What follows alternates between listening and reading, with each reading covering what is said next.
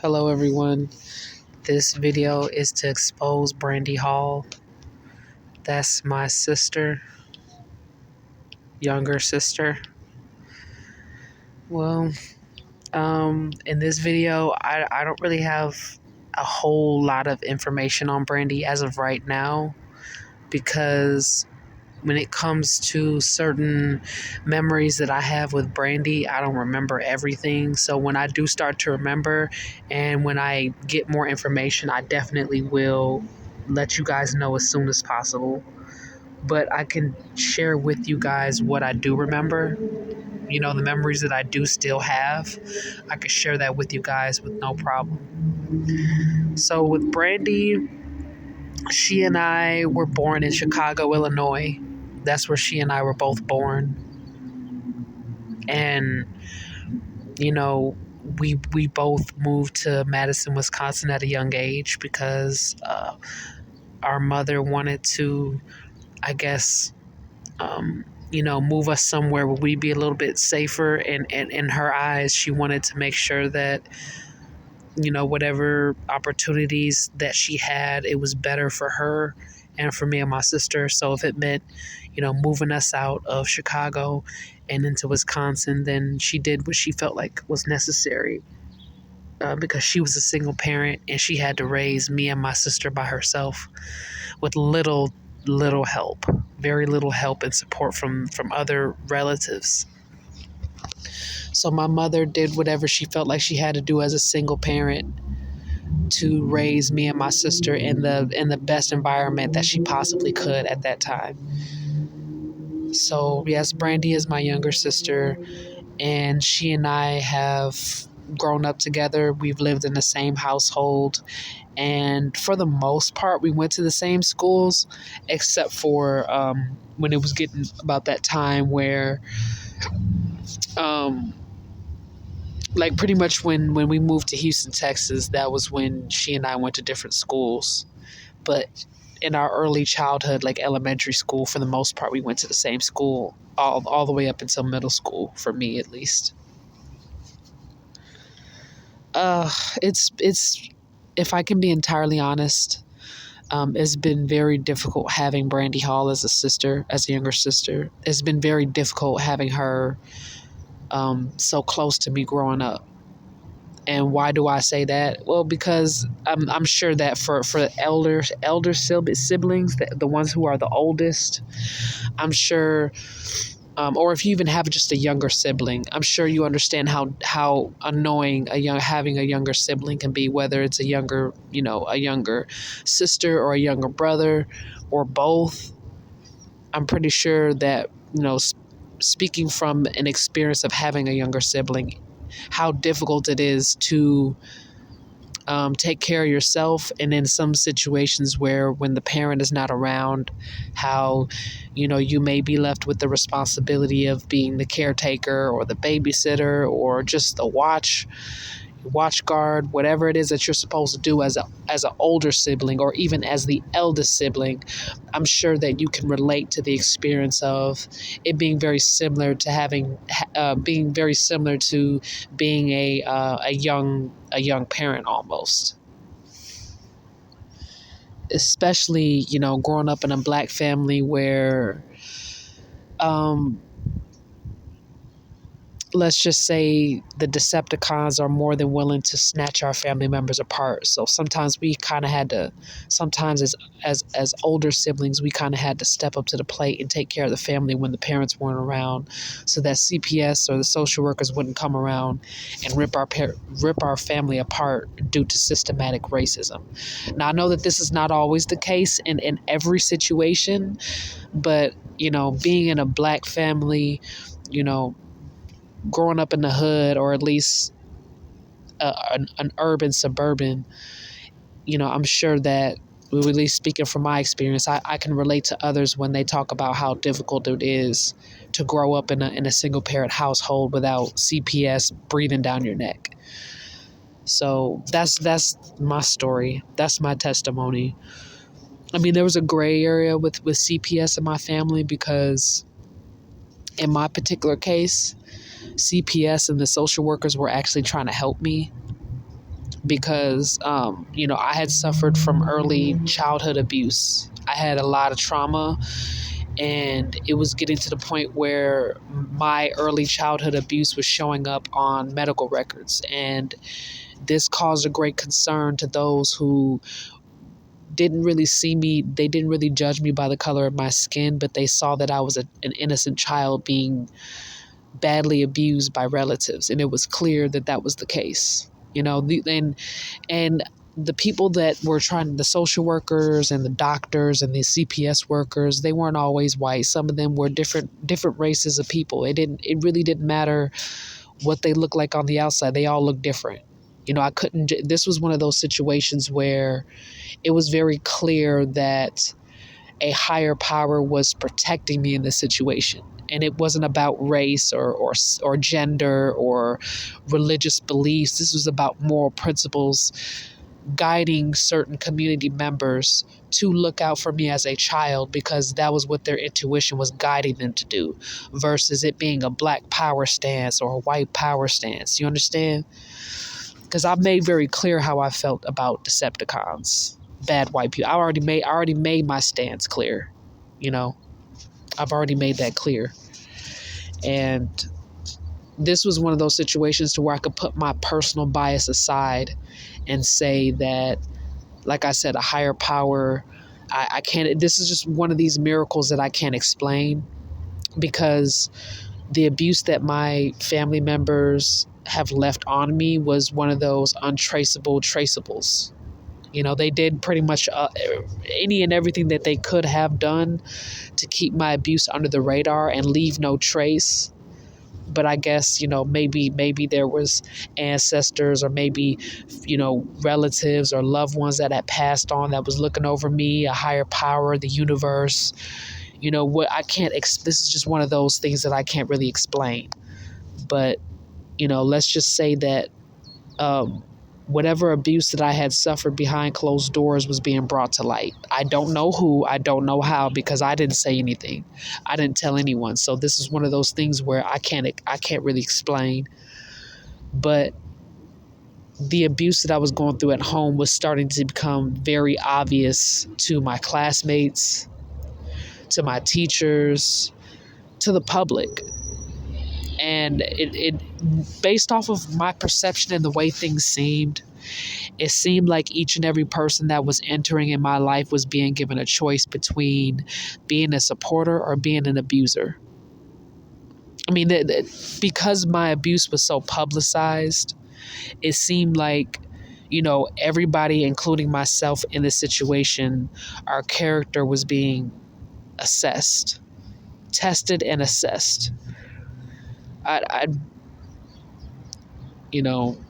That's all I can say on a non-biased perspective, is that there were some people that were clearly there to show support because they were concerned for my safety and they were supporting me. And then there were some people that were there because they were clearly trying to hurt me. They were trying to murder me. They were trying to cause a severe level of pain that I could not tolerate in silence anymore. Okay, so what does Brandi Hall have to do with any of this? What part does she have to play in this? Well, Brandi Hall was probably the worst of them all in this particular case. Brandi was worse than my mother. Brandi was worse than a lot of people who were bullying me at that time. I mean, Brandi Hall inflicted permanent damage to my body. The injuries that are on my body as of right now that may or may not show up on medical records, Brandi Hall caused. She caused those injuries intentionally. She didn't do this out of self-defense. She did this to keep me under her thumb, to keep me under control, to put me in my place. What were her motives behind that? Well, if I'm going to just go off of my own intuition and my own instincts, I would say envy. Now, I know that from a bird's eye view, from someone who may not know the full details of what happened in this scenario, it may seem very vain or arrogant for me to just assume or to say that the reason why Brandi Hall attacked me to the extent at which she did was because of envy. Because I can't read her mind. I can't speak for her and say that's why she did it. But if somebody was to ask me, why do you feel like she did what she did? The only answer that I could come up with was possibly envy to a certain extent, maybe jealousy. And the reason why I'm saying this is because there were certain red flags as a child that I was forced to kind of pay attention to in my sister's behavior. Like, for example, like on my birthday, she would do everything she possibly could to ruin my birthdays. And I don't know if other family members noticed this or not. Maybe my mother, but I don't think my mother noticed right away. But if she did, she definitely was very calm about it. And maybe she didn't respond right away because she was trying to get down to the bottom of it, or she wanted to catch it in the act, or, I can't really say too much on that. But my mother definitely started to find out eventually because the patterns of my sister's behavior and intentionally trying to ruin my birthday. Like, for example, like my mother may be trying to surprise me on one of my birthdays. And she may go to my sister and ask my sister, like, oh, well, you know how Bree is. What does she want to do for her birthday? And my sister would like lie intentionally and tell my mother something that she wanted to do for her birthday instead of telling my mother the truth. Because my mom knows that me and my sister confided in each other, and she probably thought that me and my sister were a little bit closer than what we actually were at the time. So there would be times where it'd be my sister's birthday, and my mom would ask me what my sister wants to do. Most of the time I didn't know, but if I did know, I would just tell my mother something that my sister liked, whereas my sister didn't really return that generosity. She would tell my mother, like I said, things that she knew I didn't like. Like, she would share with my mother things like that she knew I didn't like, but because my mother was unsuspecting, my mother did whatever that my sister had advised at that time. So my birthdays got ruined because I was being given a gift that I didn't want, or I was going somewhere and no one really like asked me, and it started to become clear that my sister was responsible for that. My mother wasn't really the problem in that area. It was my sister who would do things to intentionally sabotage my happiness or my freedom or my independence or my character. Like, for example, like my sister would plagiarize my work. And this was very hard for me to accept because even though I know that no man is perfect and that we all have a shadow self, the perception that I have of my sister, I was very disappointed when I found out some of the things that she had done and some of the things that she was capable of. I was disappointed because I had such a high view of my sister. I had nothing but admiration, love, and respect for my sister. I never had any personal problems with her. So I was very confused when she turned on me, because if I can be honest to the best of my ability, I did not see that coming to like what she did to that extent. Like, petty stuff is something that siblings do to each other, that you could see that coming. But what my sister, like the way my sister attacked me and, how far she was willing to go, the extent at which she had taken the abuse, I was very surprised. I was completely caught off guard. I did not know that my sister was capable. I didn't know that psychosis was in my sister's character. Like, I just didn't know. I really did not know. And like I said, at the time when I was younger and in elementary school and even in middle school, to a certain extent, I was very close to my sister. I used to walk her to the bus stop every morning before I get on my bus and go to school. It was just, I guess I was under the impression that she and I were closer than what what it seemed. And I was also under the impression that my sister was more patient and more kind than what she was leading on. And I didn't know that, there was certain dark secrets and, dark parts about her character that she was hiding from me. I didn't know. I just didn't know. I mean, you have to understand that she and I shared a room together. Like, I had no privacy. And from what I thought, she really didn't have any either. But if I could be fair, I never invaded her privacy. I didn't read her journals. I didn't ask her friends what was going on. Like, I minded my business. So whatever she was doing when I wasn't around, or, when I was asleep or when I was unaware, I don't know. You know what I'm saying? I didn't invade her privacy. I went by what she was willing to show me, and being trusting of my sister, I thought that there were certain things that if she were capable of, she would not have done to me. But I was very wrong about that. I knew that she had the option, she had the access to me to cause damage because we shared the same room. And we shared the same room all the way up until I turned 18. So all the way up until the point where I turned 18, she and I shared the same room. And when she and I moved to Houston, Texas, we pretty much shared the same bed because it was a bunk bed. She and I shared a bunk bed, So it was like, it was almost like sleeping in the same bed, And there was times where she would sleep in my bed without my permission. My sister's behavior towards me was extremely inappropriate. I don't know if there was anyone else who had known the way that my sister was treating me, but my mother found out eventually. But she didn't. I don't think that she knew everything. I think she had some idea that my sister was mistreating me, but she may not have had all the details at the time. And I don't know what she knows now, but if she giving her the benefit of the doubt, say if she had no idea, it's only a matter of time before she finds out what my sister has fully done. Because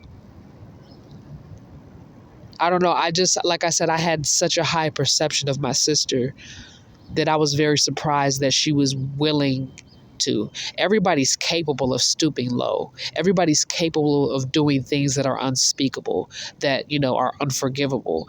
But it's a person's choice as to whether or not they're going to taint their soul in order to do that, in order to establish dominance or or be on the winning streak of the power struggle. You see what I mean? And I'm not trying to be judgmental. I'm just saying that we all have that capability, including me. It's just whether or not someone's moral principles will allow them to do such a thing, or whether or not they're going to suppress their moral code and do something a little bit on the dark side. So I'm not making this video to dishonor or disrespect my sister.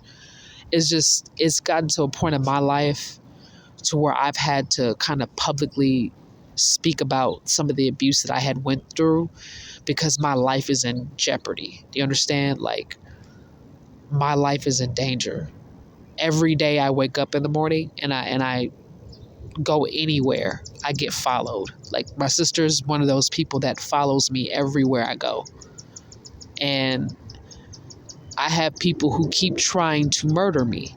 Like, and it's gotten so far, they have so much power in this dynamic that them attempting to murder me or attack me in public holds no weight. It seems like, they're doing all this on camera. Like, I'm not saying anything to anyone. The proof is in the pudding. Do you understand? Like, the things that I do publicly, like running errands, going to the grocery store, the things that human beings naturally do. Go grocery shopping, right? Go to the store, right? Most of the things that human beings do throughout the day that require outside of the home services, most of the time you can bet that they're being caught on camera, right?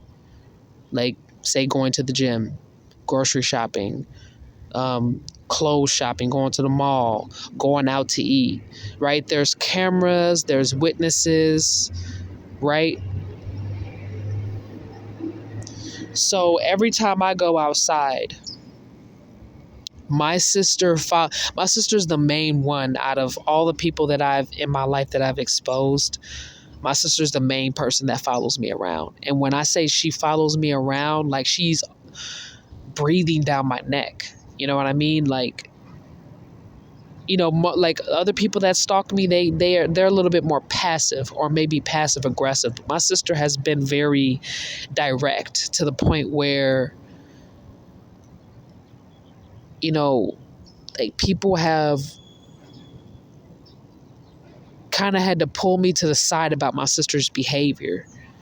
And at first, I didn't see it because I was very loyal to my sister. I was very protective of her.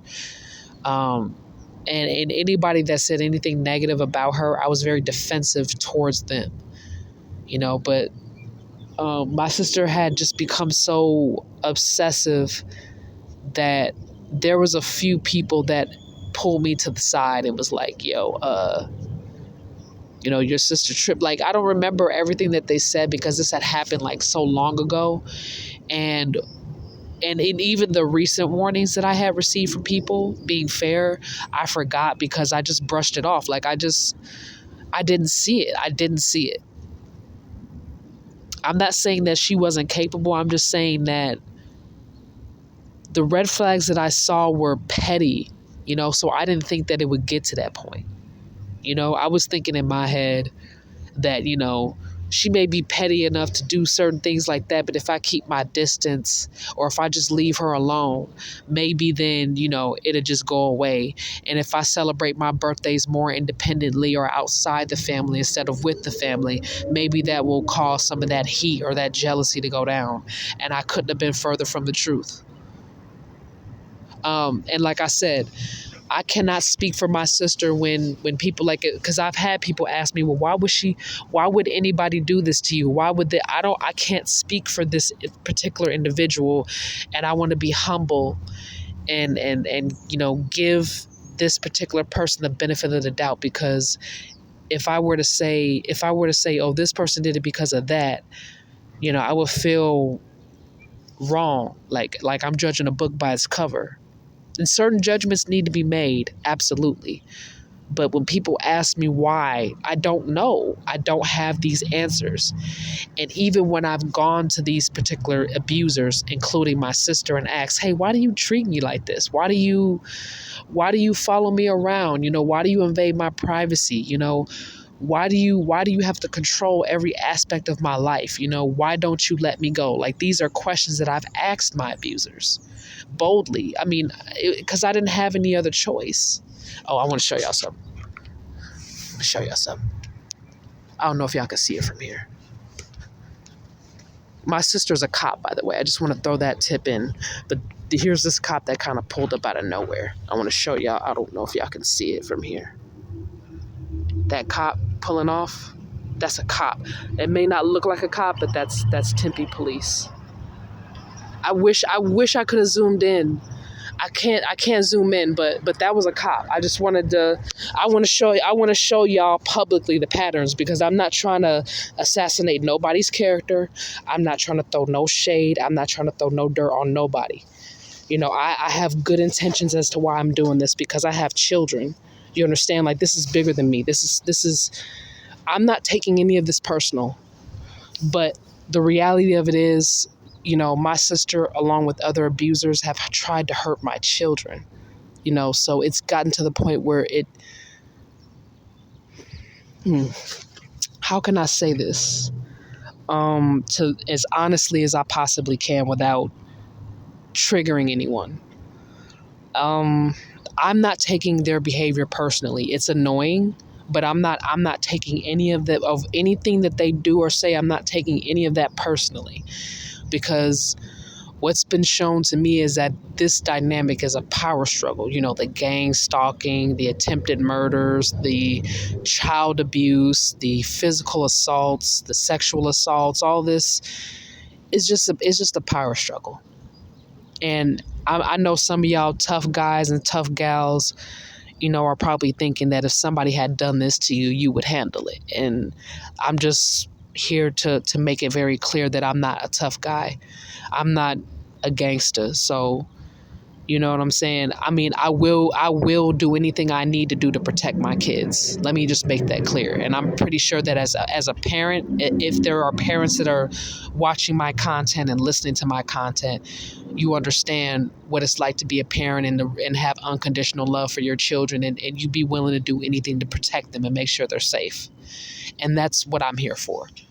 Because if I didn't have children, I probably wouldn't. I'm just going to be fair and honest. I probably wouldn't talk about this as much as I am. But, you know, when I was made aware of the fact that I did have kids, that's when all this divine intervention was no longer just about me. You know, it was about my kids too. It was about my relationship with my kids. It was about their health, their safety, their happiness. You know, that's important to me. You know, so normally I would have let the abuse go and let a higher power handle it. And that's still the approach that I'm using, because I'm not a gangster at all. I know there are times where I've gotten upset and I've talked some mad, crazy noise about my abusers, and I meant every word because I was angry. You know what I'm saying? I had every right to be angry. As a victim of my circumstance, I had every right to be angry. I had every right to be upset. You know? And that anger, that hurt, that pain, that sadness, that sorrow, that depression, it needed to come out in order for me to heal and speak to the community with respect and humility. That the anger, the pain, the aggression, that had to come out so that I can articulate my story in the most, common sense way that I could possibly do so, to where people want to listen to me. They're willing to listen to me and show support where it is greatly needed. You know, because realistically speaking, even though it may be certain people's jobs to help others, they have the power to choose not to. I acknowledge that. So that's why I try to articulate myself in a way to where someone's moral principles would guide them to help me versus bumping heads with me. Because I don't want no trouble. I don't want no drama. I don't want no gossip. I don't want no problems. I just want my freedom. I want my children to be free. You know, I don't want this, whatever generational curses that happen to me, I want them to stop with me. You know, so a lot of people that I grew up with, you know, they felt a type of way of me telling my story because they felt like it was dry snitching. And you know, where, like I said, where I grew up, I was never really a gangster, but these no snitching policies was very important to the community that I grew up in. And I understand and I respect that. That's why I'm trying to articulate my message in the best way I can, because I'm not doing this to throw anyone under the bus. I'm doing this to protect my safety and my children's safety. It's not about them. It's not about me getting even with them. It's not about me snitching on them and them getting in trouble. That's not what this is about. You know, if I have to walk every day, if I have to wake up every day and look over my shoulders and I didn't do anything to deserve that type of attention, what am I supposed to do? Because I mean, any advice that anybody has ever given me, I've taken. Any type of legal advice or legal information or proper procedures, right? We're talking about legal procedures. I went through all of them and I did not get justice for what happened to me. And I have to live every day of my life looking over my shoulder. I'm not safe at all. And I haven't been safe at all at any point in the 29 years I've been alive. I've not been safe, not one of those days. The only reason why I'm still here talking to the audience is because the universe saw fit for me to be alive. You understand? But if it had been up to my abusers, I would have been dead. And I don't mean to scare anyone or shock anyone. I'm giving full trigger warnings out to anyone. I need you guys to know that I did not warrant this abuse. I did not provoke these people to attack me the way that they did. I minded my own business and I show respect to the higher power. I know that I can be, flawed. I'm a flawed individual. I can be arrogant. I can be vain at times, and I take full responsibility for that. But I did not provoke these people into stalking me and abusing me and disrespecting me to the extent at which they did. That is my sister's fault. Okay? I spoke to a palm reader because I'm just going to be factual with y'all. No more lies, okay? Community, I just wanted to show y'all gratitude because I know some of y'all have been supporting me since day one. Y'all been loyal. Some of y'all have been loyal since day one. And I feel like because y'all have been loyal to me and I have not been able to really extend my gratitude the way that I really wanted to, the very least that I can do is be completely honest with you. That's the very least that I can do out of respect and out of humility. I can be honest because I don't have any money. I don't have any resources. I don't have any legal power. I may have some influence using my words, but as far as the power struggle is concerned, I'm not exactly on the most powerful side. So the very least that I can do is be genuine and be honest and try to express myself with humility and respect for you guys. That's all I can really give you right now because my life's on the line. I'm struggling to live. I got to watch my back. You know what I'm saying? I can't really help other people like I really, really want to. I want to show support for the community. But I'm at a crossroads right now between, like I said, my life and my children's life right now. And I hope that y'all understand that. I hope that you guys see my efforts. I hope that you guys see what I'm talking about. I hope you see the evidence for itself. But my abuse has become public, and the only way that I can open up a door of opportunity for myself is by telling you guys the truth and how badly I'm struggling.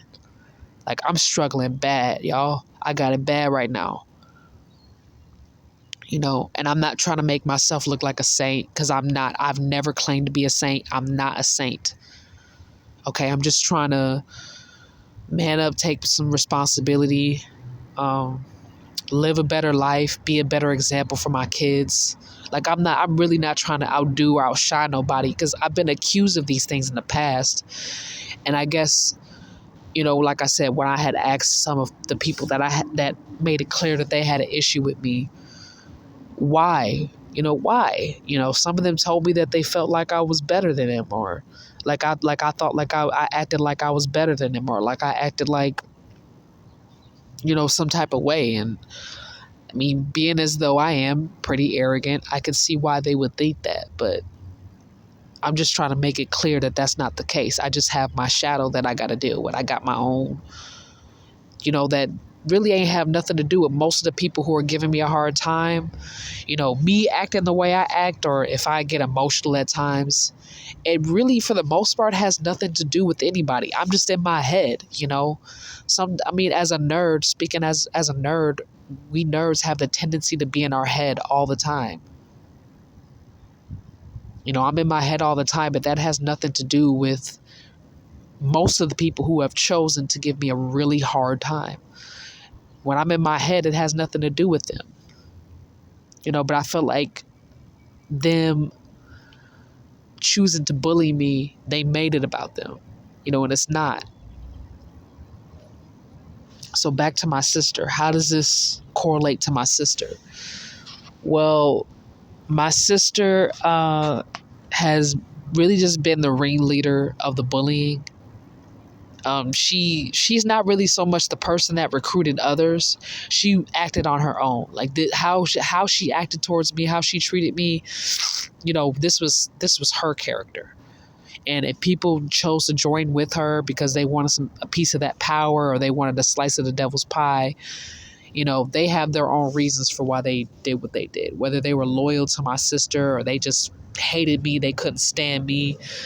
I can't really say the reasons why certain people participated. Some people made it known to me that they were loyal to my sister for whatever reason, and that was their choice. But my sister was the person who, she had a lot of power in this situation, and she abused her power. That's really where my sister's wrongdoings come from, was her actions, her behavior. She had a lot of power in this dynamic, and she chose to abuse it, whether it was expressing racism, whether it was, like systematic racism, institutional slavery, whether she poisoned people, she spread STDs to people. She was like violent, and she harmed multiple people. She killed or murdered multiple people. And my sister had so much power, to the point where, I know that this sounds crazy, because I know that, I think it says in the Bible that you're not supposed to like play God. I'm not a huge reader of the Bible. I don't know much about religious stuff, but I know that it says somewhere that you're not supposed to play God. But my sister was one of those people who played God. She practiced a lot of dark magic. And I don't know if y'all believe in that type of stuff. I didn't believe in this stuff until I was kind of forced to. Like, I started seeing how things started to add up, and being as though I'm a nerd, I look into conspiracy theories, and I listen to people, even if I don't necessarily agree with them. I listen to this type of stuff because it's always been interesting to me. I don't know if they call it pseudoscience, or I don't know if they call witchcraft pseudoscience or not. I'm not sure. But I listen to like those who shall not be listened to or mentioned. I listen to them to get a perspective, to find out certain things, like markers in history, like like Mandela effects and stuff like that, how they talk about stuff like that. I've always been interested in that, like history and science buffs. Like, I've always been that type of person. And so when people are talking about these things, especially like the pseudoscience aspect, or what they call faux stories or faux histories or something like that, but it kind of like fills in the gap of historical like blanks, I'm into that. I know they call it conspiracy theories, but some of these conspiracy theories have been proven to be true. So I don't want to just shun conspiracy theorists and try to make it seem like their viewpoint or their stance is invalid, because history, research, time, and the divine has shown that some of these quote-unquote conspiracy theorists are actually more factual with their information than some of the teachers that we've had in school. It's just maybe the society wasn't necessarily ready to hear all this information at the time that it was first being discovered. Who knows? Who knows? So what does Brandi Hall have to do with the Mandela effect? What does Brandi Hall have to do with invalidating conspiracy theorists and calling them photeps or pseudoscientists? What does Brandi Hall have to do with any of that? Nothing. She doesn't have anything to do with that. Aside from the fact that she's personally responsible for having some of them slain, injured, silenced in any way, shape, or form, Brandi Hall is personally responsible for. Now, she really wasn't like how can I explain this? Because like I said, y'all, I have to take out the profanity, the vulgarity, the arrogance. I have to be very careful what I say.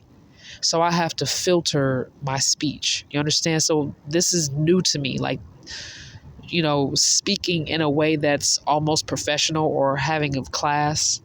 This is new to me. I'm very used to being vulgar and, obnoxious, and, where I'm from, that type of behavior is acceptable. So that's what I'm used to. I'm not used to having to,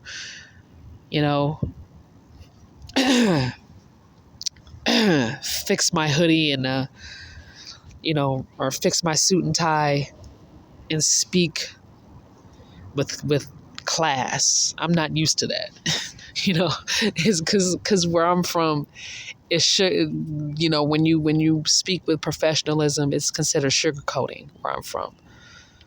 So to not be like blunt or, what I'm saying? Like, yeah, it's hard for me to articulate this in the most respectful way to where I don't trigger people and piss them off, Brandi. So yes, if any of y'all have noticed like certain like Mandela effects or ripple effects, you can call it Mandela effect, ripple effect, or butterfly effect. Okay, either one. Y'all can look up the information and find out for yourself, the etymology of these three effects, because I looked into them myself. And, some of the information that I found out was very interesting. It challenged me. It challenged what I thought I knew about the universe, And I don't know. I mean, yes, Brandi is responsible for these three effects. She's personally responsible for them. And she just keeps creating these effects, these ripple effects over and over and over and over and over again. She just keeps doing it, and she won't stop. She was given multiple opportunities to restore people's lives, to save their lives, to help these people, to support them. She was given those opportunities that most of us who want to help people were not given. She had this power, she had the influence, she had the money, she had the resources, she had the chain of command. And in this particular instance, she chose to, undermine the universal law. The universal law tells us certain things that, the Ten Commandments tell us about, or the Proverbs, African proverbs, or, what I'm saying? Like, whatever you get from any book, any holy book, like, these are universal laws that we're supposed to respect. We're supposed to honor them by following these laws. The universe didn't say that we couldn't tap into our shadow and that we couldn't, practice, that we couldn't tap into our dark side every now and then. But there were certain laws, there were certain rules that we were supposed to follow. And in this particular instance, Brandi undermined that. I don't want to say that she was doing this intentionally to be disrespectful to the universe, because I don't know what her reasons were. A lot of people do the things that they do, take away other people's civil liberties, and they abuse their power. Some people do that because they're hurt. Some people do that because they felt like maybe there was a point in life where they were powerless and they never want to go back to that again. So maybe that was why she did it. Like, I can't really say why, but I can tell you that she did it. She did that. It was her fault.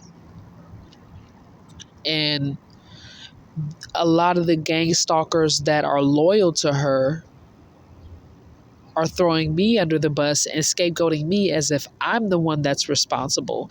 I wouldn't even be surprised if they honestly believed that I was responsible for these ripple effects. I don't blame them because, like I was saying before in other videos, there was a point in time where I looked like the problem because the only thing they could see was me talking shit. Excuse my language. Excuse my language. The only thing they could see was me talking noise, was me talking stuff, was me visibly being upset and spazzing and getting angry and losing my temper, losing my cool. That was the only thing that people saw after for a long period of time. All people saw was me talking noise and talking stuff, but they didn't know why I was talking noise. They didn't know why I was talking crap. They didn't know why I was so angry. They didn't know why I had such strong resentment towards my relatives. They didn't know why. And then when some people saw, maybe in certain instances the power that I had, and they may have thought that I wasn't helping as much as I could. I could see why they was thinking that. It probably looked like I had power and I could have helped more than I really could have. But the reality of it is I could not help more than what I could. I was doing the very best that I could to show support to as many people as I possibly could that were on the same spiritual journey as me or similar. Like we are on the same spiritual tribe. Like we both respect the universe as the prime authority. We both follow universal law. We allow the universe to guide our intuition. They may agree with that, just like I agree with them on that, So they may feel like, well, why didn't you do more? I tried to do it the very best that I could. But Brandi Hall was one of the main people that did everything she could to prevent me from helping other people. And I mean that. She intentionally sabotaged me from helping other people or showing support. Because I believe that all of us, just based off of survival necessity, we can help ourselves. But when somebody shows support, the other people can only really show support. You have to love yourself in order to help yourself, right? No one can help you, but they can show support. No one has the power to help you. The universe gives every individual the independence to help themselves. But what I'm trying to say is that I tried to show support to people who showed support to me. You know what I mean? Not because of, oh, you scratch my back, I scratch yours. It's like, no, I see that in order for you to be a positive influence on the world, you require some support. I'm willing to be that support. But my biological sister is intentionally standing in front of me and blocking me from showing support from others. So whether it's, helping clean the environment, or provide better food for people that's cleaner, that's healthier, that tastes better, clean water, healthy drinks like, herbal teas and natural fruit juices. I'm trying to help with stuff like that. I'm trying to show support for stuff like that. And Brandi would sabotage my finances so that I couldn't invest in the community the way I really, really wanted to. I really, when I say I really, really, really wanted to show the community gratitude. I really wanted to show the community some gratitude because the community has supported me through thick and thin. The universe guided supporters of the community to help me, to help my kids. The universe guided these people to save my life. And this is not a joke. You understand? I joke a lot. But this is one of those situations where, no, my life was saved because the universe sent people who agreed with my moral principles to come and help me. And I am gracious to these people. I know it wasn't about me. It was about their morals. It was about the bigger picture. You know what I'm saying? It was about honoring and worshiping whoever they felt was the ultimate supreme being. I understand that. And I respect that. But I wanted to show gratitude because I am gracious to these people for helping me. Because they didn't have to. They could have been like, nah, next person, next. They could have did me like that. They really could have. And investing in the community and showing support to the community was the most humble way that I knew how to show my gratitude to these people for not passing me up, because I needed help. I needed help in every which way: medical, mental, physical, verbal. Like, I could barely even speak. Like, I've struggled with a speech impediment my whole life. And these people taught me how to read. They taught me how to write. They taught me how to articulate myself to where I didn't sound like a buffoon. I have a lot of gratitude, humbly. And, I just thought I would let people know who had some doubts in their mind about me, understandably so. I just wanted to clear the air. I wanted to make it obvious, clear as day. I am not the problem. I know that it's going to take some time for people to see that on their own, and I have to keep going. I have to tell, sometimes I tell myself every day, keep going, practice humility, remember, have respect for others. I try to, remind myself that, because it's been very difficult. This power struggle has really been tugging at my ego, and, being as though I am a human being, I'm a flawed human being. Sometimes I slip up and I end up saying some things that I shouldn't say. Sometimes I end up, acting in ways that would make it worse for me. And I don't mean to do that. It's just sometimes my ego gets ahead of me sometimes, and I slip, and I slip, and I fall, and it's been difficult for me to get back up from that point, But yeah, it's been very difficult to humble myself, because my ego has, kind of been like feeding into that desire for revenge, and that desire to get even, that desire to want to hurt, to want to harm, to want to get back at, my ego has had this insatiable craving almost to be just like my abuser, because it's easier, right? It's simpler. People would never ever question my manhood if I got even. People would never question my strength if I stooped as low as my abusers. People would never question that. And that's because that's my pride talking, And I'm trying to overcome that vanity, because it's not my friend. Vanity has never been my friend. Pride, my ego has never worked out for me. Pride and ego was part of the reason why I stayed quiet for as long as I did, not because that was the right thing to do. Let me just call out my own BS, because if I'm talking about other people, right, if I'm going to point the finger at somebody else, guess what? There's always going to be this thumbs up that's always going to be pointing right back at me. So if I'm going to call other people out on their BS, then let me talk about myself for a quick second before I go right back to talking about my sister. The reason why I stayed quiet for as long as I did, not because of loyalty to my abuser, it was pride. And it was wrong, because there was other people that looked up to me, that were dependent on me, that needed my help. Or they needed my support. They needed my voice. They needed me to speak up about what happened, because they were going to follow suit. And I withheld the truth from the community because of pride, because I didn't want to be seen as weak. Because I didn't want my manhood to be taken away from me. I don't know. There's a lot of reasons for my pride in this situation.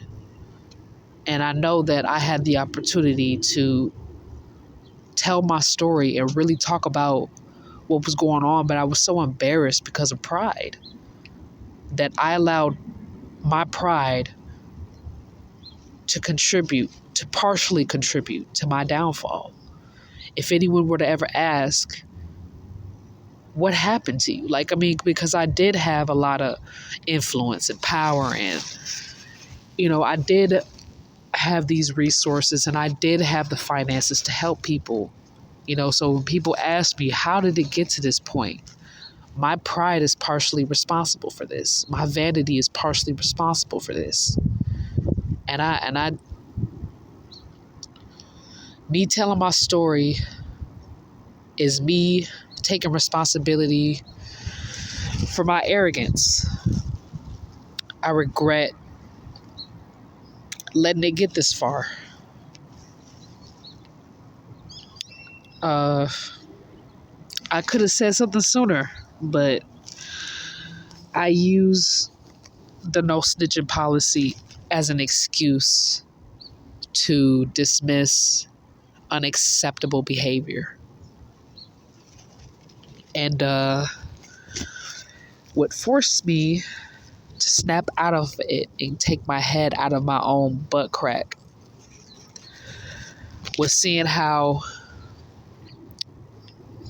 they were doing this to children. I'm nobody's saint and I'm nobody's hero. But they're doing that. My sister was doing this to children. My own sister, my blood related sister, was mistreating, torturing, sexually abusing young children. As young as far as I'm concerned, and if there's any inaccuracies in what I'm saying, I'm not doing this to defame my sister's character. And I may not have all the facts, but my sister would harm children as young as 2 months to just like a few months old. Like I'm talking about like sexual abuse. Now this is something I didn't know that. I didn't know that my sister was assaulting and sexually abusing children. This was something I did not know. And when it was brought to my knowledge, I turned on her. I didn't know that. I didn't know that my sister was a serial sexual assaulter. I didn't know. I thought that she just attacked me a few times and that was it. So that's the explanation for my pride, was thinking that, well, she did it to me and no one else got harmed, and it only happened a few times and it never happened again, and that's just it. That's what I thought. And I found out the hard way that wasn't the case.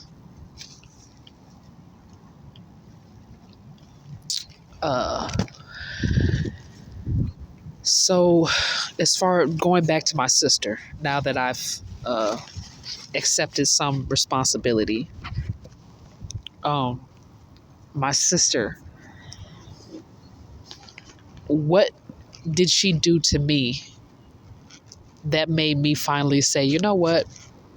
I'm done being loyal to my sister. I'm done ignoring the red flags. It's time for me to start speaking, and it's time for me to start talking now. Well, for starters, my sister participated in me being sex trafficked. And it got to the point where she and I were both in a hotel. How did it get to this point? I was drugged by other people, Sierra being one of the main people that drugged me. I ended up in a hotel with my sister without my knowledge or consent. And I'm laying in the bed, barely awake. Like, I don't know where I'm at. I don't know what hotel I'm at. I don't know what city, what state, or if I'm even in the same country. Like, this is how long I was being trafficked. I was trafficked ever since I was 3 years old, and I am still being trafficked. Today, as of February 18th, 2024, I'm still being trafficked. So that's 26 long years of being trafficked. without my knowledge at all, without my consent. So anyway, let me proceed with the story. I end up in a hotel with my sister, having no idea why I'm there, what I'm there for, how long I was there, who else was there. I don't know. I don't know who else was there. But I wake up and I see my sister, and she's walking around, pacing around in anger. Not for very long, for like maybe half a minute. And she's upset. And she starts calling me names, you know, calling me the N-word, calling me a dyke. And next thing you know, she has this knife in her hand, or I don't know what she has in her hand. It looks like a knife, a pocket knife possibly. I really don't know what she had, or maybe it was a scalpel. I'm not sure what she had in her hand, but it was very thin and it looked like a blade. And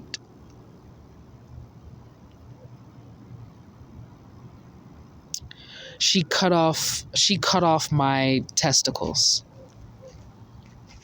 She called me a dyke before she did it. I specifically remember. And I don't know why she called me that, because, I mean, as far as I'm concerned, that's the term that you refer to lesbian women as. But I wasn't a lesbian woman. I was born a man. Like, that's just the truth. I was born a man. And I don't know if that violent attack had anything to do with her and others making that choice to emasculate me or not. I don't know. But I just remember specifically her calling me a dyke before she cut my balls off. And I was barely awake at the time. Like, I may have been sedated. And I think at some point in time, when she did what she did, I fell asleep. And then when I woke back up, I just screamed because there was so much blood all over the bed. It was like I don't know. Oh, shoot. I'm sorry, y'all. Trigger warning. I'm sorry. I'm so sorry. I didn't give you guys a trigger warning. I'm so sorry. I'm sorry. Trigger warning. I'm trigger warning. I know it's a bit late for that. But this is a trigger warning for those who are, that they don't like to talk about like anything gruesome or graphic, or, blood makes them, uncomfortable or makes them want to throw up. I sincerely apologize for not giving a trigger warning. I am so sorry. But yes, I don't know if y'all have, and this is also a spoiler alert, but I don't know if y'all have seen the first Godfather movie, where I don't know who it was. I think it was Don Cornelius.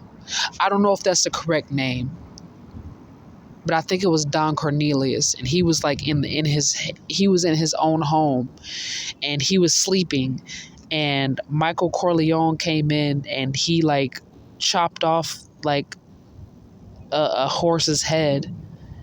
I think the horse was already dead, but they chopped off the horse's head, and left all like the blood and the goo in the guy's bed. And when the guy woke up, he was screaming because the horse's head was crushing his legs, and there was blood everywhere, like all over his bed, like seeping through, and some had gotten on the floor. That was almost the same thing that happened to me, except for I didn't wake up to a horse's head. It was just blood coming from my body all over the bed, because my sister had did what she did and then left me in the hotel for dead. But it was like the same scene. Like, I wake up, I see all this blood, and I just scream in panic. And it was very similar to the Godfather scene, where the horse's head gets cut off and left on the guy's bed, and then he wakes up in fear because he sees all that blood and a dead horse's head in his bed, crushing his legs. So Brandi is responsible for that. I actually saw her, cut my balls off. It was just, I was so heavily sedated that I couldn't stop her from doing it. And I guess when she did it, when she cut my balls off, I must have passed out in shock. And then I don't know how I woke up. It's a miracle that I woke up. I should have been dead because I should have bled to death because I lost so much blood. I should have been dead. I should have woke up dead. But somehow I woke up, and I saw that it was all that blood, but I didn't know. I didn't know what happened. I thought she cut my penis off. Like, I don't know what all she did aside from cut my balls off, because I thought she had cut my penis off when I woke up and I saw that blood and I couldn't see my penis at all. I thought she cut it off, but it was just my balls, or excuse me, my testicles. And that was that. I mean, I don't know what happened after that. I don't remember because I had lost so much blood. My memory kind of fades in and out, and I've had a hard time recovering from that injury ever since, because losing that much blood, I can't tell you how much blood I lost. If I find out how much blood I lost, I will reveal that information. But losing all that blood, like literally my memory would fade in and out. Like it just was gone. Like for a while, like my memory was gone for a long time, and I didn't even remember that incident until now. I didn't remember. I just remember me always like having a bleeding problem. Like, I would lose in it. Like if it was that time of the month, like say PMSing, like I just lost way too much blood for it to be normal. It wasn't normal. And I felt like that was my body's way of trying to tell me something, that there was something wrong with my body, So on top of that night, that event that took place that caused me to lose a lot of blood, I had lost a lot of blood prior. It'd be times where it wasn't even that time of the month, and I would still bleed. And I'm like, why am I still bleeding? It's not even that time of month. Or I just got off my cycle. Why am I still bleeding? Like it was clearly something wrong. And it just got to the point where my relatives kept me away from doctors, kept me away from medical care, because it was obvious that, because you know how professionals are. They know what they're doing. They know what they're talking about. So if they were to investigate and look into certain injuries and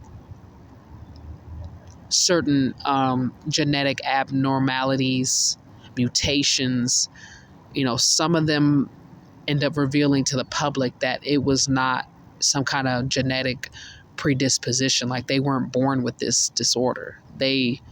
It's a syndrome, not a disease. And so my relatives would prevent me from going to the doctor and get treatment. They would intentionally prevent me, and the only time they ever offered treatment was to poison me. It was never to heal me or to cure me of my injuries.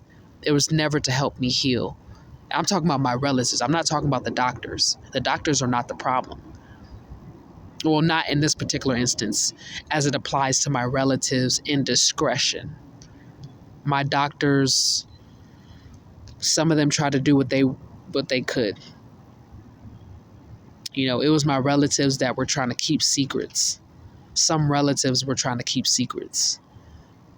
Just like not all doctors are corrupt, not all relatives are looking out for your best interest either. Sometimes a stranger will help you just out of their moral integrity, but a relative, because your growth or your detriment personally affects them, sometimes a relative is more likely to sabotage you than to help you, because your growth or your, like I said, dissension, it affects them directly. So most likely, more times than any, a relative is going to want to have control over the situation, because what you do, what you say affects them.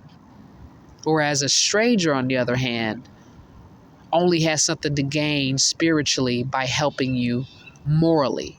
Do you understand where I'm coming from?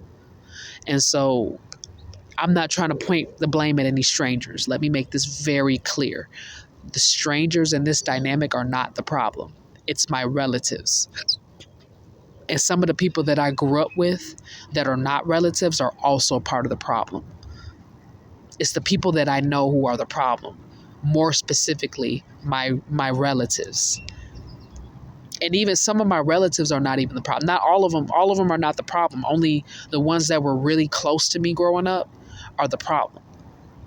But the ones that kept their distance and minded their own business are not the issue. That's why I don't speak on them. I don't speak negatively of them, because I don't have a negative opinion of them, because they didn't do anything negative that badly impacted my life. It was people that were close to me that took my kindness for a weakness, and they exploited my vulnerabilities, therefore leading to my false imprisonment. Okay? Like, just because citizens have the legal right to make a citizen's arrest, that doesn't mean that there's any legal justification for false imprisoning someone. And this is violating someone's civil liberties by holding them against their will, and travel banning someone counts as false imprisonment. Most of the time, false imprisonment counts as holding someone hostage. But if you prevent someone from traveling from one place to another, and you use public transportation as a means to travel ban the impoverished, that is false imprisoning someone. That is holding someone hostage. And for an extended period of time, it is human trafficking. Because if someone is not able to travel, they're not able to get a job. If someone is not able to get a job, they don't have a place to stay. And if someone doesn't have a place to stay, they are treated as an illegal alien in a country that they are born in. Do you understand how the cycle repeats itself, and how the wealthy who abuse their power stand in the way of the poor by using legal loopholes such as, oh, you need fare to get on this. You need fare to get on the bus. You have to have fare. Do you have fare? Well, I've been trying to find resources to give away bus passes, but I've been having a hard time, being as though I'm being gang stalked every day, being as though certain people who are abusing their power are preventing me from having any finances or any means to travel. I have had to have my ID replaced multiple times here in the state of Arizona, to the point where now I am maxed out, because every time I have identification, my abusers who are participating in the gang stalking keep stealing my identity.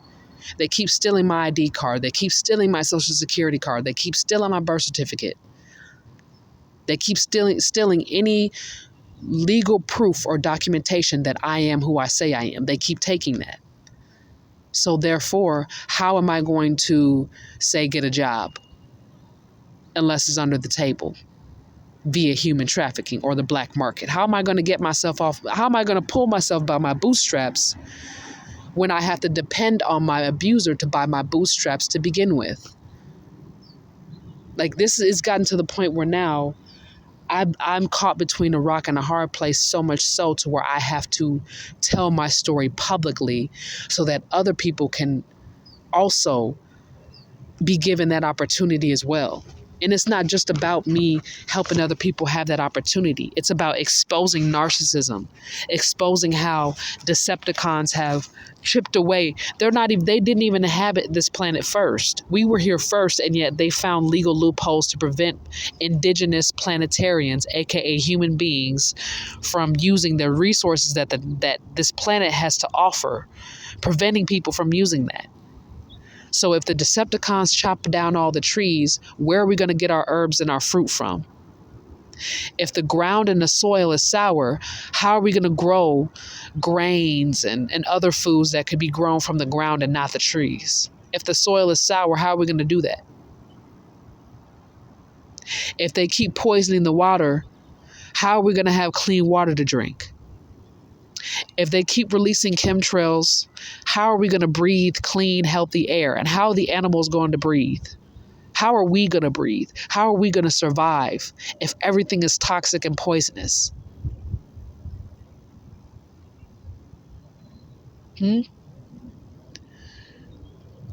Even the Decepticons are so focused on trying to put us all in our place that they're poisoning themselves and their own children just to kill us off.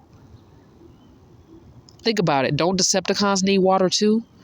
Whether they're human or not is questionable, but don't they need water too?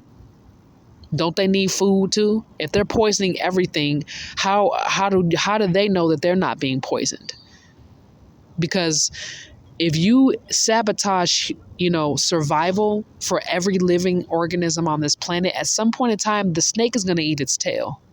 And that's going to come back around. So no matter how much power and wealth you have, you're going to have to eat the garbage that you gave other people.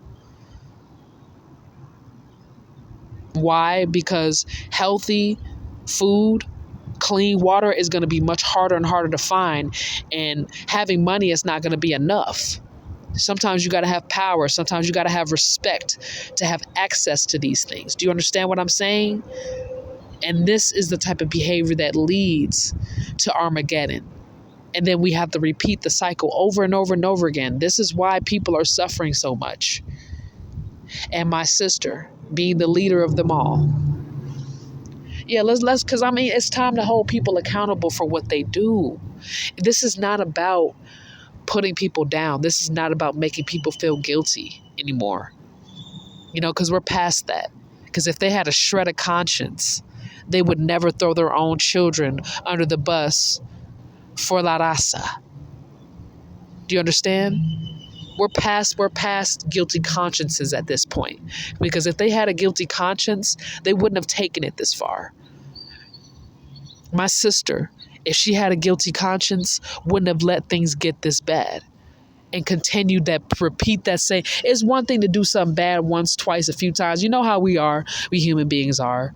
We make mistakes every day, all the time. You know what I mean? But there's some mistakes that you don't just make because you messed up or you were dumb and immature. You made that mistake because it was premeditated. You made that mistake because that was your character. That's why this keeps happening over and over and over again, because you are the person that we got to point fingers at. You are the person that we have to hold responsible. And you are one of the people that has to be removed out of the way so that children can breathe and get their education, so that adults can take care of the youth and take care of themselves and take care of this planet. Some people have to be strategically moved out of the way because they will not move out of the way. They in the way. You understand? I have a question for the audience that's listening to my audio. If somebody was standing in the way of your children's happiness and their safety and their security, what would you do about it? If somebody was standing in the way of your divine intervention, your redemption, what would you do about it? If somebody was intentionally blocking your connection to your Savior or your believer or your supreme being, whether you think it's Jesus, right? Whether you feel like it's Jesus, whether you feel like it's Allah, whoever you praise and worship, there's no judgment here. But what if there was somebody that just kept trying to play God and kept standing in the way of you trying to pray and worship a higher being that you love and worship? What would you do about it?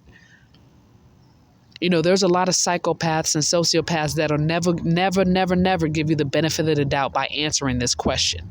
They'll say something along the lines of, I don't care. I'm going to do what I got to do for me. That's bullshit. But what about people who have a conscience?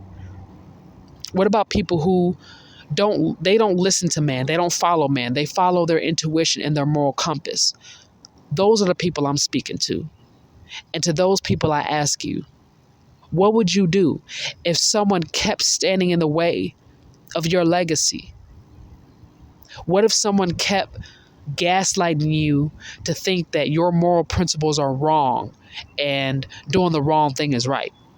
What would you do? If you had the authority, if you had the power to do something about it, what would you do? What would you do? Would you stop it? Like say, for instance, if a higher power that you serve allowed you the opportunity and the authority and the power to do something about it, what would you do? and why? Now, say if you were put in a position to where you kind of had to be a peaceful, humble bystander, where it's not really your fault as to why things are not getting better, and it's not really much that you could do about it, right? You have to kind of just, be a silent witness, right? If you were given the opportunity, at what point in time would you say it is completely fair and ethical, and it does not violate any no snitching policies? Would you say it's time to start speaking up? Would you testify, or would you dip out? At what point would you say, as an individual, if you had the power and the authority to testify against someone, at what point would you say, okay, no, I'm talking?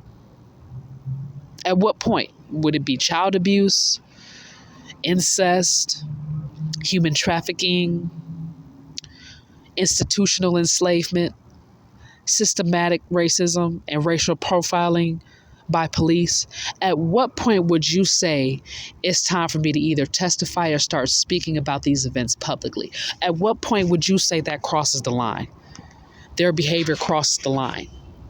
I'm only asking out of respect, because I know that some of us are heavily ingrained in the hood. And I know that some of y'all like, no, I don't talk to the feds. I don't talk to police. I don't talk to nobody. I don't talk to nobody about nothing. I understand and I respect your stance. I'm not saying this to be disrespectful or to be oppositional to your stance. I'm just saying, at what point in time would you say it's fair to put the no snitching policy aside and put your morals first and say, you know what, I was a witness, and it's time for me to take responsibility for what I saw. I wasn't able to do anything about it, but I can speak up and get justice for the victim. At what point will you say is enough and start using your voice, your throat chakra? I've asked that out of humility and respect. So do you say no snitching to child abuse? Do you say no snitching to early child sexual assault? Do you say no snitching to child mutilation? What about what happened to Emmett Till? Like, these are things that are still happening to children this day. And I hear a lot of, I hate to say it, but police officers, and in even some instances, some corrupt gang members. Now, I'm not talking about the gang members that look out for the community and the children. I'm not talking about them. I'm talking about the corrupt gang members, and the corrupt police officers are the main ones talking about no snitching to things that you can't say no snitching to. Like, you notice how nobody's saying no snitching to Emmett Till's mother for having to take her baby's killers to court. Nobody's saying no snitching to her. But, like I said, there's children that are still being mistreated the same way that Emmett Till and other children that were abused during the civil rights era were treated. They're still being treated like that now. And the main people who are yelling and screaming no snitching are corrupt cops and corrupt gang members. But if somebody had done that to their children and they didn't have the power or the guns or the weapons or the resources to get justice for their children, what would they have done next?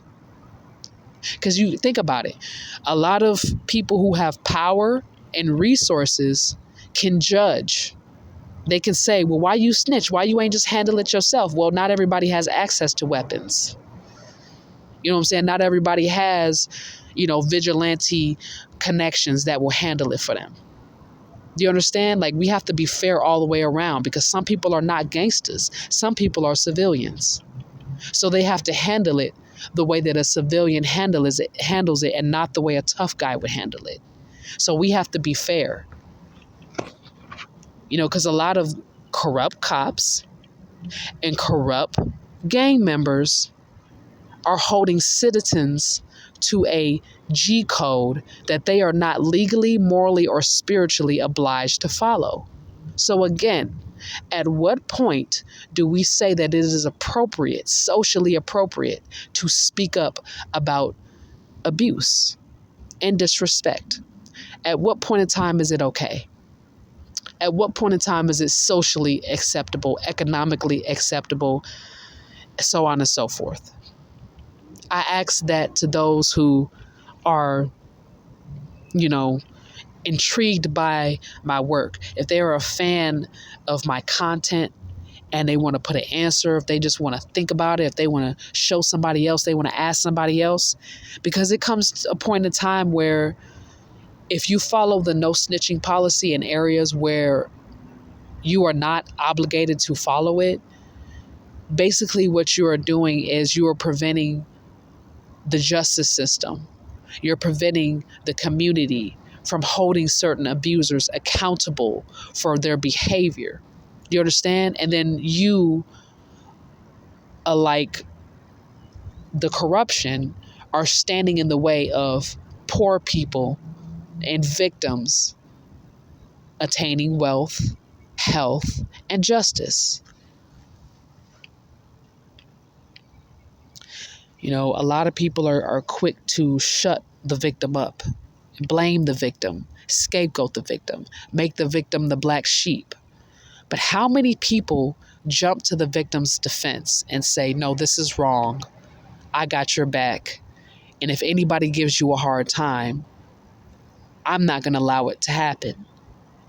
Because I know that if I had the power, if I had the free will, I would help people. I would help victims overcome their situation just like the community helped me overcome some of my situations. But I can't, because my free will, one of the main universal codes, free will, is being blocked. And the universe does not play. If you ever notice how certain people end up getting busted and thrown under the bus and getting real bad karma, it's not necessarily just because they did the act, because we've all done some things that we're not proud of, and we've been given an opportunity to redeem ourselves.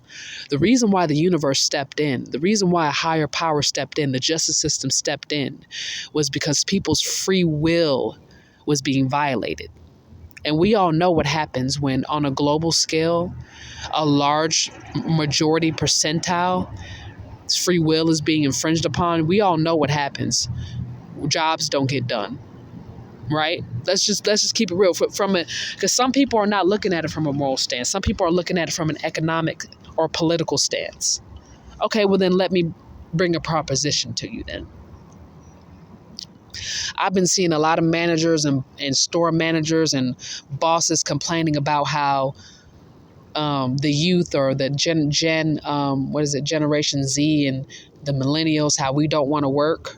Well, yes, that's very much, that's accurate. We don't want to work. No, we don't.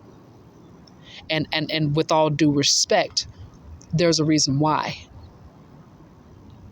Because we are I guess technically we are still the youth. Even though some of us are in our 20s, we're still considered the youth. Okay? And because we are still youth, there's only so much power that we have in this dynamic. Meaning, well, some of us have been trafficked ever since we were small children. Some of us are still being trafficked well into adulthood. And some of our traffickers are not okay with us working to the extent at which, if we were to get a job and have a little bit of finances for ourselves, some of our traffickers will take all of our hard-earned money. So the way that a lot of Gen Z populations and millennial populations are looking at it as, well, even though I'm young and I'm fit to work, what is the point of me working if all of my earnings will be taken by corrupt elders? What is the point of me putting in manual labor if I'm only going to be given 25 cents a day? So they decided that they would self-preserve and search the earth for things that they need versus working for things that they just simply desire, that corrupt elders see as contraband. because this is the dynamic of the situation. This is why a lot of millennials and Gen Z populations won't go to work. It's because what is the point at this point? If I was allowed to keep my check for myself, then I can understand going to work on top of being trafficked. But if I'm just being trafficked with little to no pay, what's the point? Why would I show support for a business that's knowingly underpaying me and having me work my body out, claiming that they'll give us certain benefits when they have not? A lot of these jobs claim that they give workers compensation, 401k, but most of us get fired before we even receive our benefits. Or some of us have played it the safe way, played it the smart way, did everything we were supposed to do, and we're supposed to get workers' benefits, and we're denied because of racial profiling. So again, please tell me, from an economical standpoint, why would I go to work and tire out my young body for pennies on the dollar? It doesn't make logical sense to me. And I know that other millennials that I have shared this information with, that they've talked with me about this, and we've talked about why and how elders these days don't understand how good they had it back in the day. You got to take out bank loans and own your own home. We can't even take a loan out. Some of us millennials and Gen Z, when we go try to take a loan out, they give us $100, $50. Like, that's an insult. Like, you know good and damn well that when we came up here to borrow money, we wasn't trying to get no chump change. I can do several under the table jobs and get $50. That's an insult. So why, you know what I'm saying? Like, y'all were able to take out car loans, home loans. No matter how long it took you to pay it off, at least you got one. Some of us, loans were taken out under our name, yet the banking systems acting like we're not qualified to get a loan, but letting other people take out loans under our name because of racial profiling. I can't even name how many white people took loans out under my name, but I couldn't get not one loan for myself, even though my credit score was excellent before the human trafficking hit its all-time peak in my life. My credit score was great. The banks didn't let me take out not one loan. Not one. But there were several white family members that took loans out under my name, and it was clear that it was fraudulent, and I never gave them consent, and they forged my signature. And these businesses let them take out loans just fine under my name. But I can't take out not one loan, not for a car, not for a home that can help me be a productive member of society. Like, you don't think that was necessary? Like, you know, these Decepticons, including my sister, don't see the value in human life. Therefore, they're willing to have someone do the dirty work for them. Have someone, you know, rob them of all their finances, pillage them. My sister's responsible for that. My sister stole a significant amount of money from me. And she had more than enough money to pay me back for that. The money that I specifically went to my sister and I said, look, the money that everybody else stole, that's not your responsibility. I only need the money back that you stole, and you stole only. And she walked away from me as if I hadn't said anything to her at all. You know, that was my sister's behavior, and my sister was never one to compromise with. My sister was never agreeable or compromising. It always had to be her way, and it didn't matter how people starved to death or suffered or were injured because of it, died because of it. My sister had to have her way, or no one was going to be alive after that. Like, that was the type of person that my sister was. And, you know, she would get involved in my love life so much so to where, like, she created this fictitious story that I was a woman, that I was a lesbian woman going after straight girls. And for the longest time, like I said, I'm keeping it a buck. I know that all this sounds crazy because it sounds crazy to me. When I start finding out these truths, when certain supporters started to keep it a buck 50 with me and started telling me the truth when they found out, you have to understand, I didn't believe them at first because I'm like, this is crazy. This is asinine. Malarkey. This is no way. No way this could possibly be true. No way. To this extent, those petty little red flags that I saw my sister display, it didn't add up to all of this, all the delusion. You know, I'm still surprised to this day that I had to have people validate. Like they had to validate. They didn't have to, but they chose to out of their own morals to validate me and be like, no, you're not crazy. No, this is not, we're not lying to you. Like this, they had to kind of, my supporters had to, I don't know how much time and effort, probably a lifetime, but they really had to ease me into this information because it just sounded crazy to me.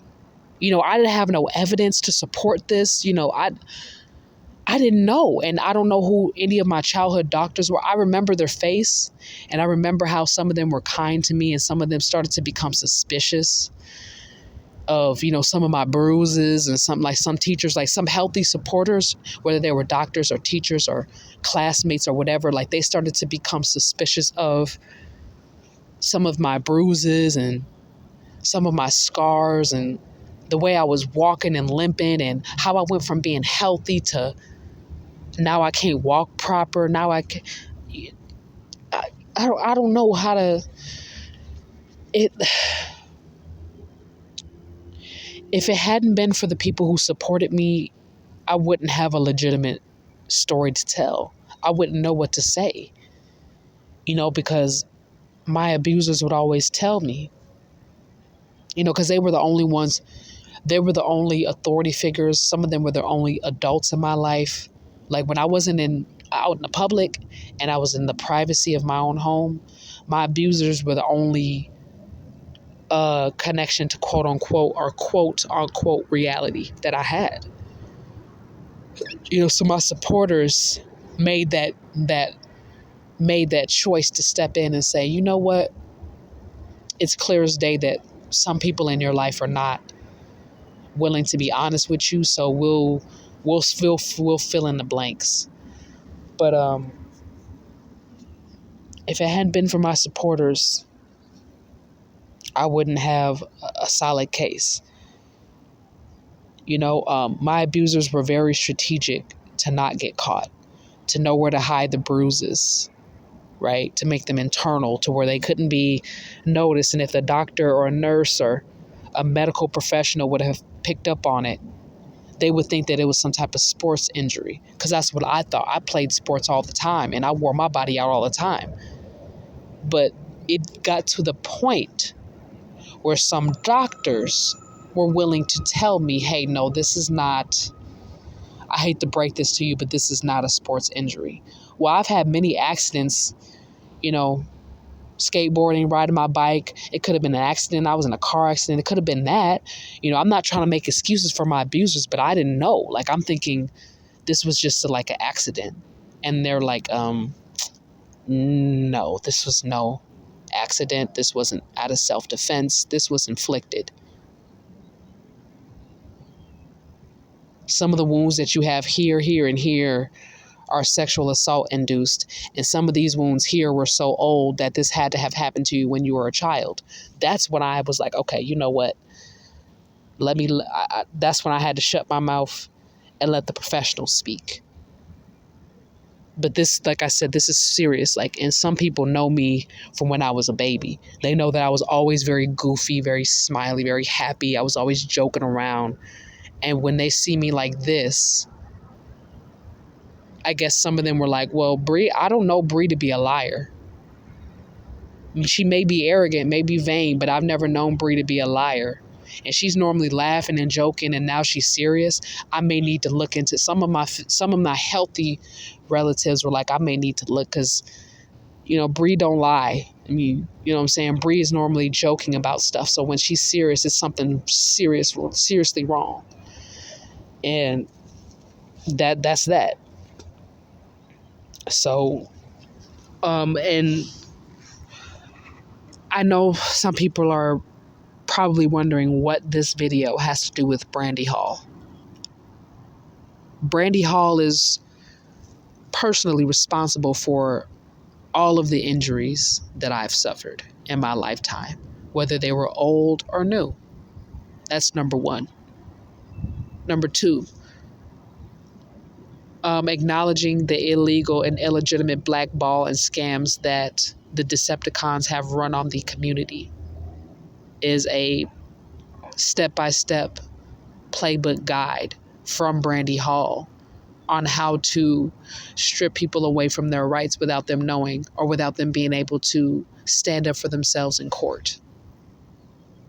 Brandi Hall is one of the people who, like I said, had this type of power, abused it, and further helped Decepticons reach a level of success that no indigenous persons on this planet could stop. Brandi Hall is responsible for that. So when I say false imprisonment, when I say institutional enslavement, when I say racial profiling from the police, when I say financial sabotage, it could be bank fraud, money laundering, Brandi Hall is personally responsible for all of that. And she is responsible for many people's deaths due to food poisoning. Intentionally. Brandi Hall is responsible for that.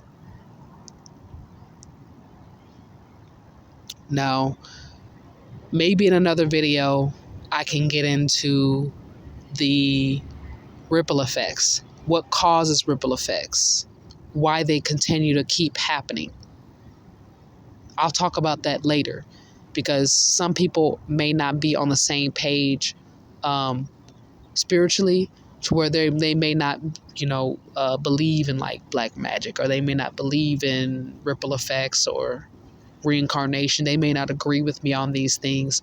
So I have to be considerate of all different people's views and aspects, how they see things, the universe, spirit. I have to be considerate and respectful of other people's views and their difference in opinions. I have to be respectful. So I'm going to remain respectful. The only thing that I'm here to do is to tell the truth when it's time, when it's the right time. And right now is the right time. A lot of people were very resistant towards me speaking on this because a lot of people who speak on these topics are silenced. But I believe in a higher power, and I answer to a higher power only.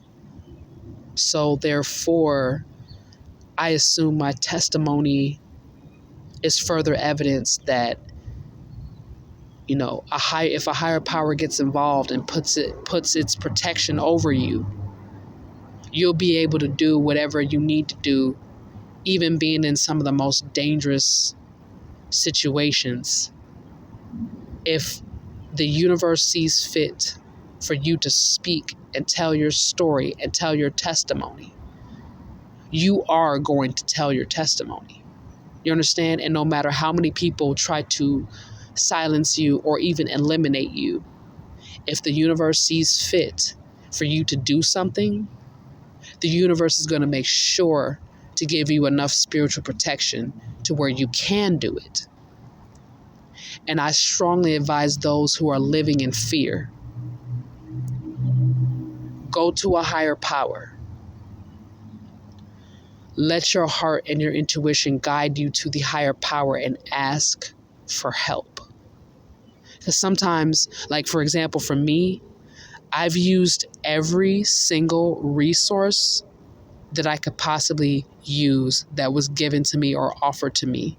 And people denied me left and right, and wrongfully so. But one thing I can tell you, when I went to the universe for help and for guidance, I always got an answer. And I've never been the religious type, and I'm barely new to the spiritual stuff. I never knew all this existed. I never knew what was what. My whole life, I never knew. I was always foolish and ignorant. I had no knowledge, no access to this information because my abusers had to have control over every aspect of my life, including Brandi Hall. So anytime I expressed my spiritual beliefs, Brandi Hall was quick to try to play God and force me into Christianity. Now, I'm not throwing shade at Christianity. I have no problems with Christianity at all. I've personally seen how Christianity has saved a lot of people's souls. There's no shade there.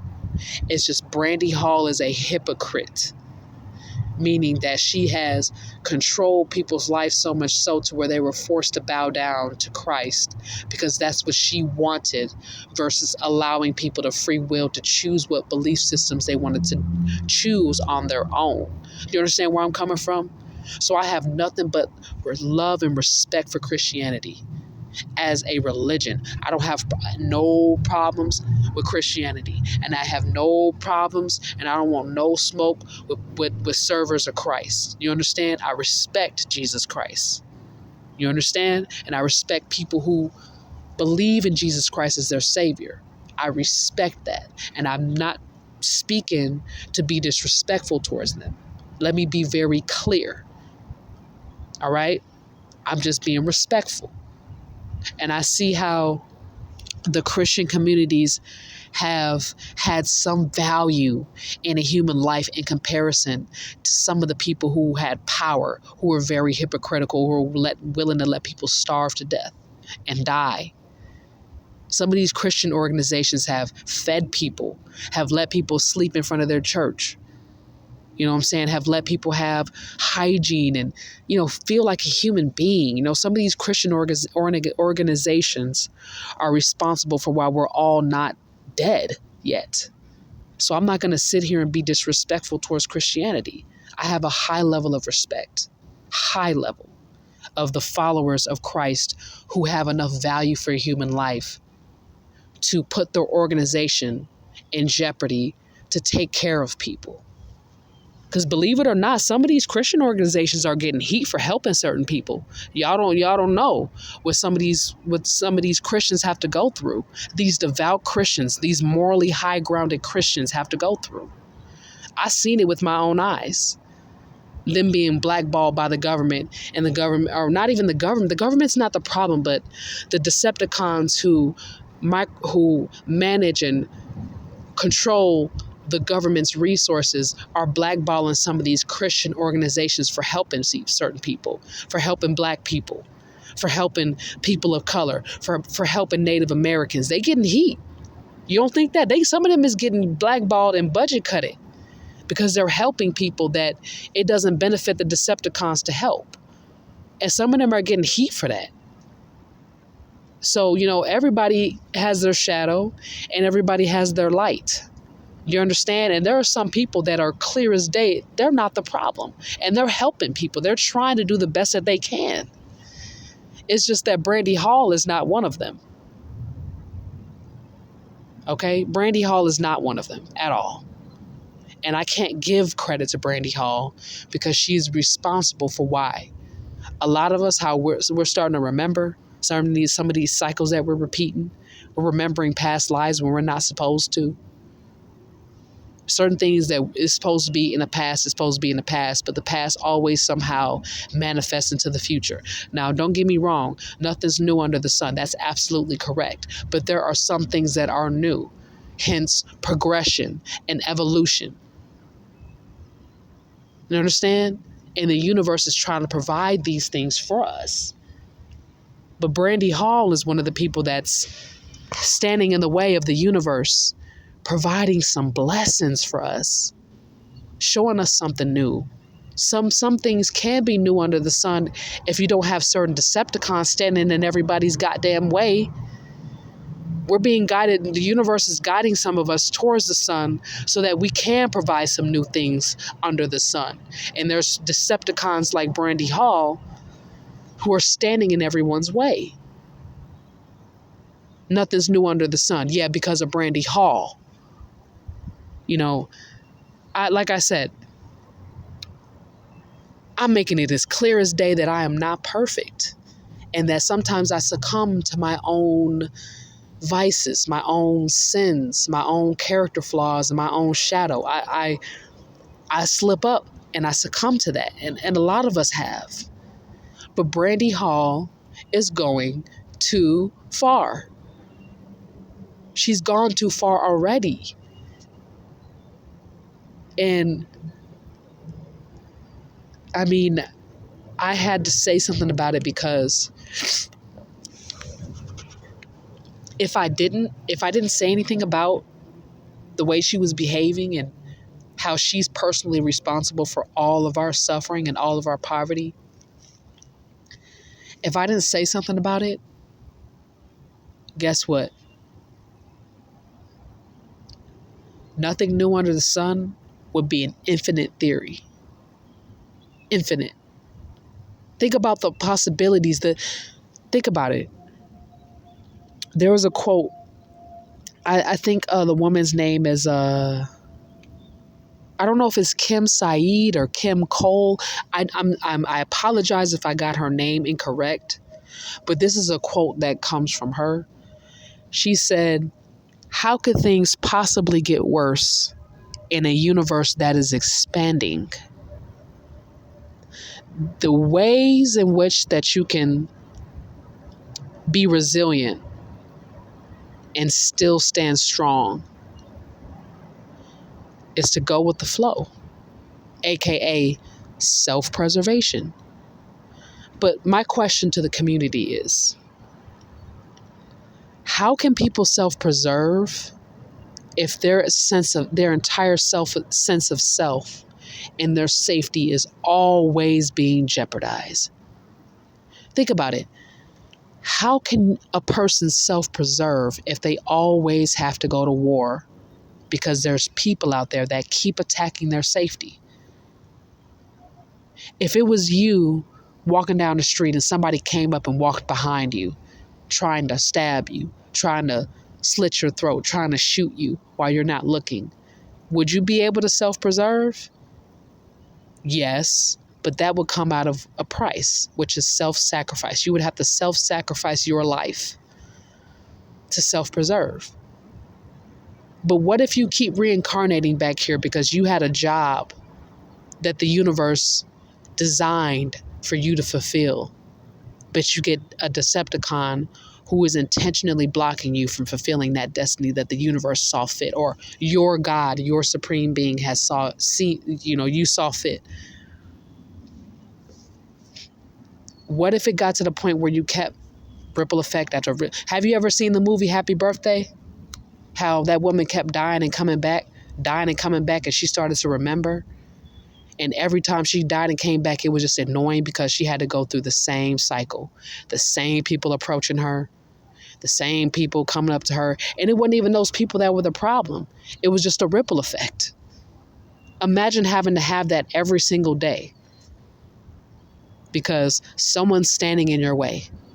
Someone's blocking you from your divine purpose because they keep killing you. And the universe is blessing you with another opportunity to reincarnate and finish your job. Wouldn't that be annoying? Wouldn't you want to find out who keeps attacking you? I know I would. I know that there's some people that they don't care. They don't care because they have no conscience. They have no will for moral principles. So if you ask them, they tell you, I don't care. I don't care about you. I don't care about your family. I don't care about your children. I don't care about my own children. There's some people out there that are like that. So if you were to ask them the tough questions, well, their answer would probably be something like that, or there'd be no comment. They wouldn't answer. But it's time to hold those people accountable because they're the problem. I guarantee you that the ones that don't care are the problem. I guarantee it. The ones that if you ask anybody these questions It doesn't matter if they're a good person or a bad person. They're going to have an answer. They're going to say, well, no, I wouldn't want that to happen to me. Even bad people know when to answer a question correctly. You know what I'm saying? But it's the evil ones. It's the wicked ones that don't know when to quit. And those are the people that the universe goes after. Bad people, they're given an opportunity to redeem themselves. Do you understand what I'm saying? Because their moral principles will allow them to say, well, you know what? Yeah, if that was me, no, I wouldn't be okay with that. No, if that was my kid, no, I wouldn't be okay with that. Some bad people will answer honestly and truthfully because they have a conscience. It's the evil and wicked ones that will go out of their way to give people a hard time to the point where it's to their detriment because they love the shit. They love it. They get off on it. It makes them happy. It makes them feel whole. It makes them powerful. And that's just who they are. You know, it's not our responsibility to challenge them and their sense of self. But what is our responsibility is to point the blame right at them. When we see them, when we're in the courtroom and the judge asks, who's responsible for this? We need to put the blame where it needs to go so that our children can live free and be happy. It's not about pleasing the ops. It's not about serving the feds. Fuck the feds. Fuck the feds. At this point, it's fair to say that society don't give a damn about the feds. It's not about them. And if they do their job correctly, they can earn the community's respect back. But it's not about them. What about the children? What about them? Does anybody care about them? And for those who really do care about the children, we need to do something. When the universe calls upon us to do something, we need to do what we were asked to do. So when the universe asks us to testify, we need to testify. When the universe asks us to pull up our phones, record the video, and speak, we need to speak. And we need to speak loudly enough so that those in the back can hear us. And it doesn't matter how many people tell you to shut up. It doesn't matter how many people try to block you and stand in the way or interrupt the video footage. Keep recording because they're ready. Their actions are showing us, the community, they are ready to be held responsible for their act. If they all up in your face, all up in the camera, and you know what I'm saying? If it doesn't apply, let it fly. Those who get angry at these types of topics are the problem. They just want you to shut up so they can live in comfort. But what about children's comfort? What about your comfort, community? What about my comfort? What about our morals and our integrity? What about our belief systems, whether they're religious or spiritual? What about that? Doesn't that matter to you? Doesn't that matter to me? It matters to me. That's why I'm speaking up, even if it gets me in trouble. And I'm speaking up this time not to slander, but to point the finger where it needs to be pointed. And Brandi Hall is the main person. She is the problem. Brandi Hall is the problem. And she knows that she is the problem.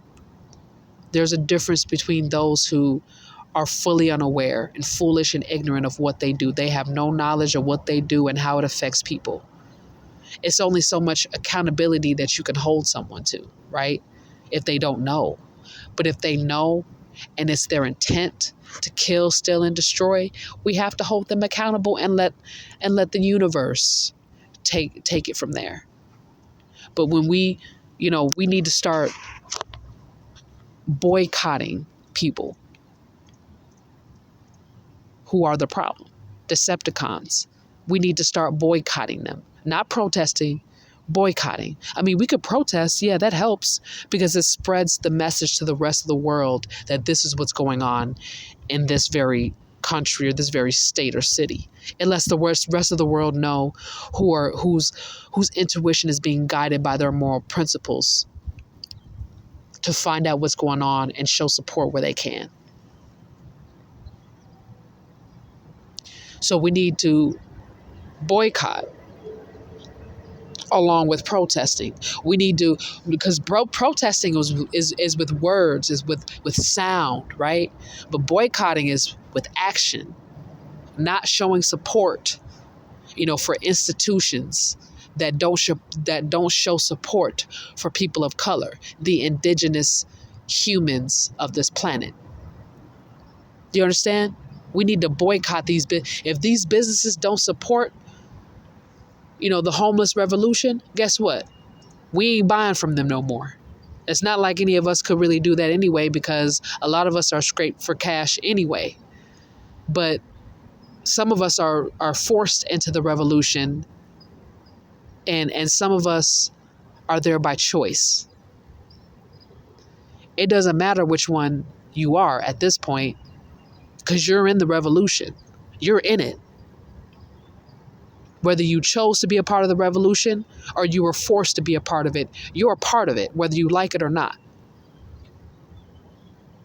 And there's one common enemy that those who are either forced in the revolution or choose to be in the revolution have in common.